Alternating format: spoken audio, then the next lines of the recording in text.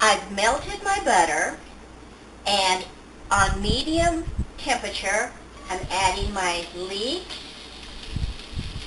I'm going to just chop those up. And my Ruby Jewel sweet red corn. And my fresh minced jalapeno. We're going to saute this for 4 minutes.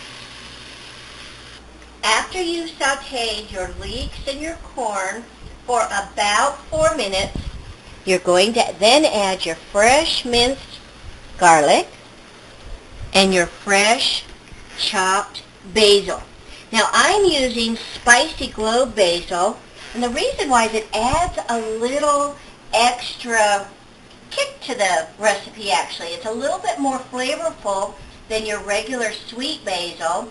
It's not really available in your produce department like your fresh basils are, but you can actually grow your own spicy globe basil. We're going to go ahead now and saute this for another full minute, and that's just going to release all the flavors. As you've noticed, we have evaporated most of our liquid in our vegetables. So now what we're going to do is add just a little more butter and stir that around until it's totally melted. We're going to turn the heat up to medium-high. We're going to be using arborio rice. This is a special rice, and it actually comes from Italy, and it is specifically for risotto. So now that we have our butter melted, we're going to add all of our rice. We have our heat turned up, and now we're going to stir to coat all of the rice with the butter. Now that we have all of our rice coated with the butter, you'll add your white wine. Now, you want to make sure that the white wine you use is a white wine that you would actually drink. So use your favorite white wine.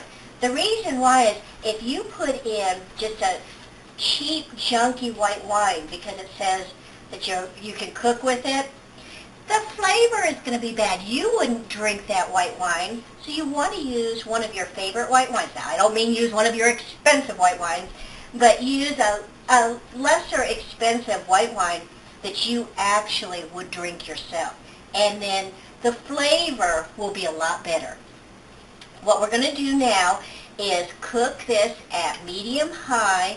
We're going to reduce the fluid, so you will actually want all of your fluid to evaporate now at this point.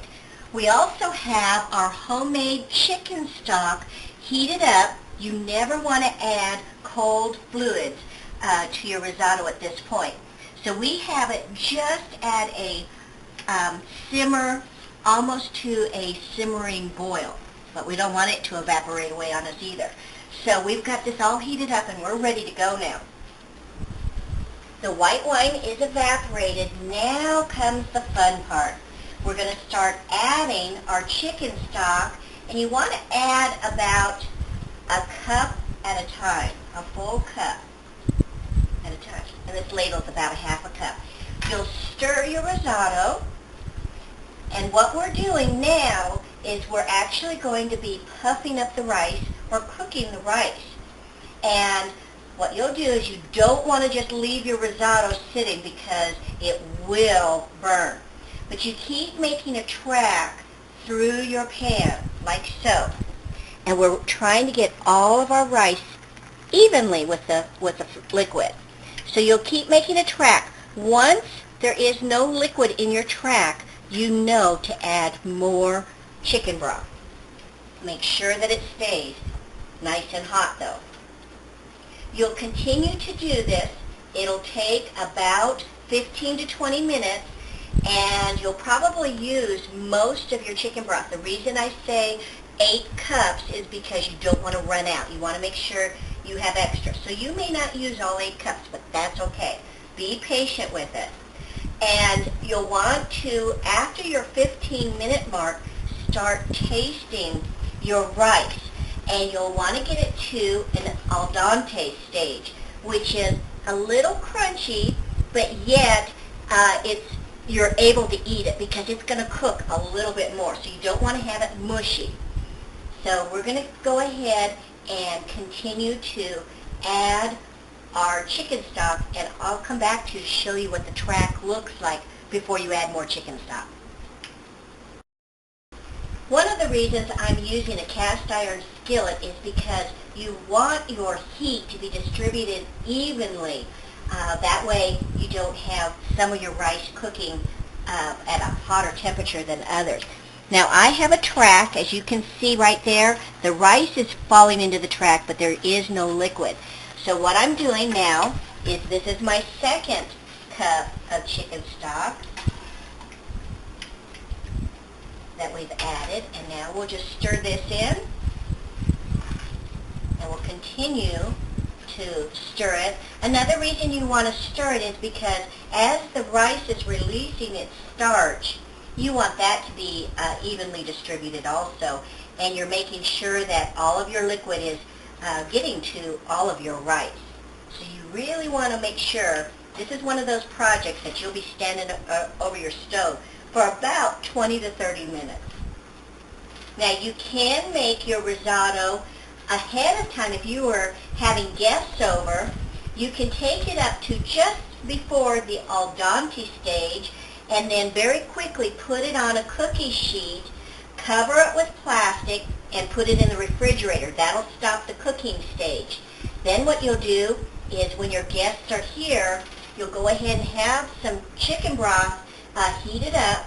You'll put your last cup of chicken broth in, bring everything to a heated point, and then go ahead and incorporate your last cup of chicken broth, and then just finish off your risotto. So you can make this a little bit ahead of time.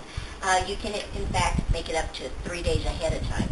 So, and it does taste just like you just made it. So that's just a little tip when you're having a dinner party. Okay.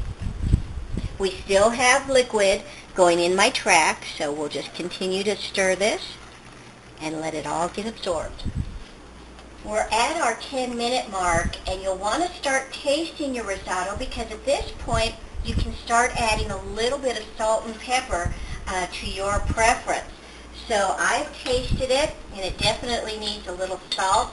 I am using kosher salt. You can either use kosher salt or sea salt. Just put some in there. And I'm using fresh black pepper. And then you'll want to make sure you get back to stirring right away, and then let that cook a little bit and taste it again. And then just keep adding as much salt and pepper, again, to your preference. Now remember, we are going to be putting some more butter in, which also has a little salt. So you don't want to take it too salty because your guests can always sprinkle a little more salt too. We're almost to the al dente stage, and you notice I still don't have a track quite yet. Before you actually add more broth, you're going to add your roasted pecans, stir those in, and once you stir them in, then you'll add your next cup. And this should be our final cup of broth because we are almost to that al dente stage. I have a track. See my track? There's my track. So now I'm going to add in another cup of homemade chicken stock. And then continue to stir. Our risotto has made it to its al dente stage. At this point, you still don't really have a track, and you don't want to get it too dried out. So what we're going to do is add our last bit of butter here. Put that in the bottom and get it melting. And the reason for the little extra butter or the fat is it'll keep your risotto from actually clumping together and sticking. And now we're also going to add that butter. You're going to add your pepper jack cheese. Turn your heat off. Stir in your cheese. Now the way you can test your risotto to make sure that you have made the perfect risotto is when you dish it up on a plate and you jiggle it, it should spread out just a little bit, and you should not see any liquids seeping out the side. You also have to make sure that it does jiggle and move, that it isn't all dried up and clumped together. So now what we're going to do is we're going to go ahead, and I've made some homemade basil oil, and we're just going to go ahead and garnish now with a little basil oil like so. I'm going to put a little piece of spicy glow basil on top, and then remember we reserved some of our toasted pecans. And there you have it. I'm Ramona Worston from my Basil Kitchen. I have prepared a ruby jewel sweet red corn risotto.